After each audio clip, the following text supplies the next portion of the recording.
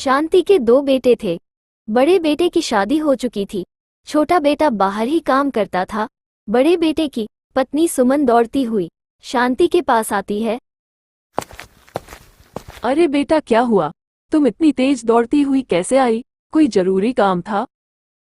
हाँ माँ जी, एक जरूरी काम था। देवर जी कह रहे थे कि उन्होंने शादी कर ली और वह आज शाम को अपने घर आ रहे हैं।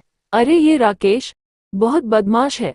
जब ये छोटा था तो कहता था कि माँ, तुम्हारे लिए मैं एक बहुत सुंदर सी बहू लाऊंगा, और आज इसने बिना बताए शादी कर ली। यह राकेश कभी नहीं सुधरेगा। फिर सुमन किचन में खाना बनाने के लिए चली जाती है और शाम हो जाती है। राकेश अपनी पत्नी को लेकर आ जाता है। माँ देखो, मैं तुम्हारे लिए बहू लेकर आ गया। तुम बार बार मेरी शादी के बारे में कहती हो ना। माँ जी बहू का काला रंग देखकर कुछ समय के लिए कुछ नहीं कहती हैं। अरे बेटा, तुम्हारा नाम क्या है? माँ जी मेरा नाम माया है। अरे बेटा, तुम थक गई होगी, तुम पहले जाओ और आराम कर लो, फिर हम बैठकर बातें करेंगे। फिर राकेश व माया अपने कमरे में आराम करने के लिए चले जाते हैं। फिर वहां पर सुमन आ जाती है। अरे मान जी बताओ, आपको कैसी लगी?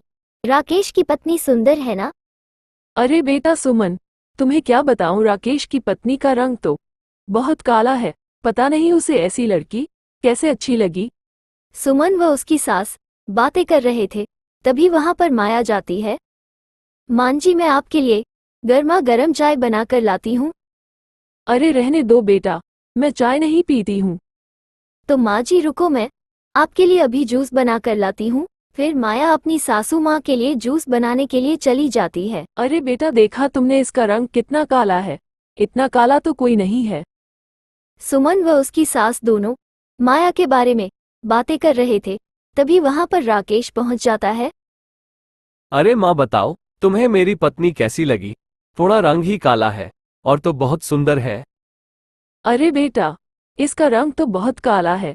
हमारे परिवार में इतना काला कोई भी नहीं है, और तुम इतनी काली बहू लाए हो। माँ उसके कालेपन से क्या होता है? उसका दिल तो बहुत साफ है। अगर आप उसे मेरी नजरों से देखोगी तो वह भी आपको बहुत सुंदर लगेगी। राकेश इतनी बात कहकर वहां से चला गया। राकेश अपनी पत्नी के बारे में बुराई नहीं सुन सकता था। तभी वहां पर शांति की पड़ोसन आ जाती है। अरे शांति, तुम्हारे घर नई बहू आई है, हमें भी मिलवा दो। वो सब बातें कर रहे थे, तभी वहां पर माया जाती है। अरे बेटा, तुम जाओ और हम सबके लिए चाय बना कर ले आओ।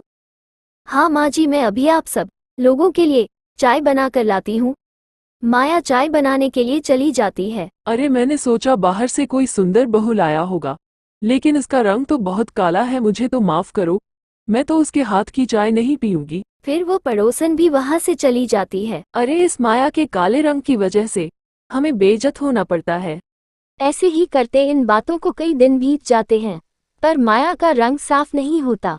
अरे इस माया का कुछ करना होगा, मैं बाबा के पास जाती हूँ। फिर शांति दवाई लेने के लिए चली जाती है।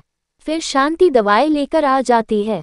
वो खाने में मिलाकर आ जाती है, लेकिन वो खाना सुमन खाने लग जाती है। कुछ देर खाना खाने के बाद सुमन के पेट में जोर से दर्द होने लगता है। अरे मुझे कोई बचाओ, मेरे पेट में बहुत दर्द हो रहा है, मुझे बचाओ।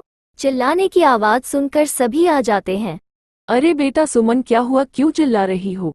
फिर वो सभी सुमन को अस्पताल में ले आ जाते हैं और डॉक्टर कहता है, अरे किसी ने इनको गोरा होने का पाउडर खिला दिया, जिसकी वजह से बीमार हो गई। राकेश इतनी बात सुनकर समझ जाता है। माँ मुझे पता है, ये तुमने ही किया है। अगर सुमन की जगह माया ने खाना खा लिया होता तो उसके बच्चे की पेट में मृत्यु हो जाती। उसका जिम्मेदार कौन होता माँ? बेटा मुझे माफ कर दो, मुझे बहुत बड़ी गलती हो गई।